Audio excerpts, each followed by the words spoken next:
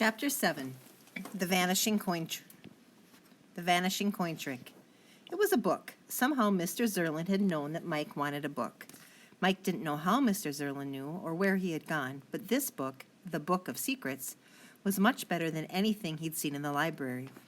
It had silver lettering on the cover like tinfoil and yellowed pages that made it look like many magicians had read the book before Mike. The Book of Secrets. There were more tricks inside than Mike had ever dreamed of. He could do a different trick in the cafeteria every day if he wanted. He thought about homework for about 2 seconds. How would Nora know the whole 4th grade wasn't doing a project? How would Nora know the whole 4th grade was doing a project, he wondered. It wasn't like the teachers would tell her, would they? She didn't know what she was talking about. With that worry off his mind, Mike turned on his desk light and opened the Book of Secrets. It began with a quote from someone named Goethe. Magic is believing in yourself. If you can do that, you can make anything happen. Mike smiled. He had a good feeling about this. Turning the page, he found the vanishing coin trick, so that answered his first question. Coins or cards? Cards could wait for the next time. Down in the kitchen, his dad was clattering around. His mom came home and unloaded the dishwasher. Mike could hear his parents talking about their days, then the silence of them both checking their messages. But he didn't really take any of it in. He was too busy learning how to make a coin disappear. The trick called for double-sided tape, which Mike just happened to have in his desk. He put both of his hands face up and with a tiny piece of tape, stuck a quarter right in the middle of his middle finger. In the mirror, Mike showed both hands. It looked like he was holding the coin. The tape was all rolled up so no one could see it was actually stuck. Then he clasped his hands together to make it look like he was dropping the coin from one hand into the other. He even closed the left hand to make it seem like he'd caught it. Really, though, he still had the coin stuck to the middle finger of his right hand. He put that hand in his pocket and scraped the coin off quickly. His left hand was still clenched as if he was holding something. With this magic dust, I'll make that coin disappear, Mike told his pretend audience. The right hand came out of his pocket now and sprinkled imaginary magic dust over the left. Time to try out another magic word. Shazam, Mike said as he opened his left hand dramatically. There was nothing there, of course. The coin was still safe in his pocket. He spread open his fingers and moved them around to make it clear he wasn't hiding anything. This was the point where people would start to applaud, Mike thought. Tomorrow he could be a star again. But he had to make sure the trick was perfect, and Jackson would be watching, so he couldn't slip up. Mike lined up some action fingers in front of the mirror so he could practice making eye contact. He tried to make it look natural when he was holding the coin at the start of the trick. Would people notice when he was scraping off the coin in his pocket? Maybe it would be better to talk during that part, he thought. Then people would concentrate on what he was saying, not what he was doing. Suddenly, his mom's voice came up the stairs. Are you okay, Mike? She asked. I've already called you twice. It's dinner time. The vanishing coin. Before you begin, and without your audience seeing you, you will need to attach a small piece of double-sided tape to the bottom of a coin. With your palm up, stick the coin to your middle finger about halfway up. The first step is to hold out both of your hands, palms up and fingers together to show the coin to the audience. Next, place the hand with the coin palm down in a flipping motion over the palm of the other hand. It will look like you are moving the coin from one hand to the other. Make the receiving hand look as if it is catching and holding the coin. Really, though, the coin will be in the same place it has been all along. Now reach into your pocket with the hand that still holds the coin. Tell the audience that you are looking for magic dust in your pocket. While you are doing this, scrape the coin and tape off your finger and let it drop into your pocket.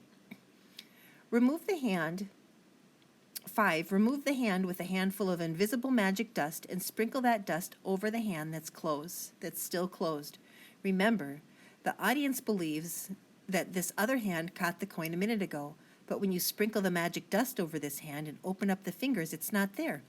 Open your other hand to show that the coin isn't there either. Leave your audience astounded.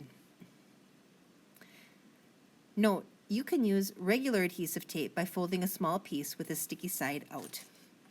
Mike quickly unstuck the coin from his hand and opened his door. Just working hard, he said, lost track of time. She didn't need to know what he was working on. Not yet. The next morning, Mike found a bunch of coins and slipped them into the front pocket of his backpack, along with several tiny knots of double-sided tape. Couldn't hurt to have some extras, he thought, in case something went wrong. And actually, everything went wrong before he even attempted the trick. First, Mrs. Canfield collected homework from her class. "Notes for your book project," she told the kids. "I'll look them over to make sure you're off to a good start." Mike watched as kids handed in stacks of index cards held together with rubber bands. Mrs. Canfield met his eye. "Yours too, Mike," she said. "I left them at home," he lied. "Can I bring them in tomorrow?" Mrs. Canfield sighed. "First thing in the morning," she said. Mike wasn't sure how he was going to pull this off. Could he do a report on the Book of Secrets? He was too embarrassed to ask, and too distracted by thinking about his trick. Mr. Malone, the math guy, arrived just before lunch. Turned out Mike had to take a test during his lunch period instead of going downstairs with everybody else. "Just to see where you are right now," Mr. Malone said, "so we know where to start our work together." "Where am I?" Mike thought bitterly. "I'm right here, hungry for my sandwich," and hungry, he had to admit, for some of that feeling he'd had yesterday. By the time recess rolled around, Mike was mad. That's why he climbed over the playground fence to get the paper airplane he'd thrown over. Maybe that's why he ignored the teacher on duty calling him back. Maybe that's why he ended up in Miss Scouts' office again. The second time in 3 days. There would be no recess for him tomorrow. Nora came over after school. By some miracle, neither of them had homework, but it took them a while to find something to do. Finally, she wandered into his garage and came out with a soccer ball. "Want to play?" she asked. Mike set up his goal and tried to shoot against her, but she was quick. Is there anything she can't do, he wondered? As he missed another shot, Jackson came by on his bike. His eyes lit up when he saw them. Yesterday they'd been at Nora's, today they were at Mike's. Mike could tell Jackson had figured it out. He spent every afternoon with Nora Finn.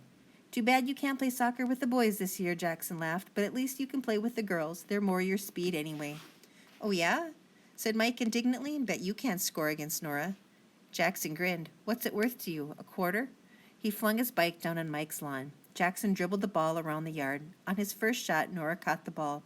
He whistled. "Not bad," Jackson said. He moved the ball back toward the street and took his time with it. He kicked it in the air and headed it just to show off, and then when Mike had started to think he wouldn't bother shooting again, he got the ball past Nora's outstretched hands. "Score!" yelled Jackson triumphantly, pumping his fist in the air. "Time to pay up, big guy," he said to Mike. Mike's backpack was on the front stairs. He had to have a quarter in there with all his coins. He found one pretty quickly, but he also found his scraps of tape, which gave him an idea. He knew how to make up for his rough day. He walked back to Jackson and gave him the quarter. "Here you go," Mike told him, "fair and square." Jackson took it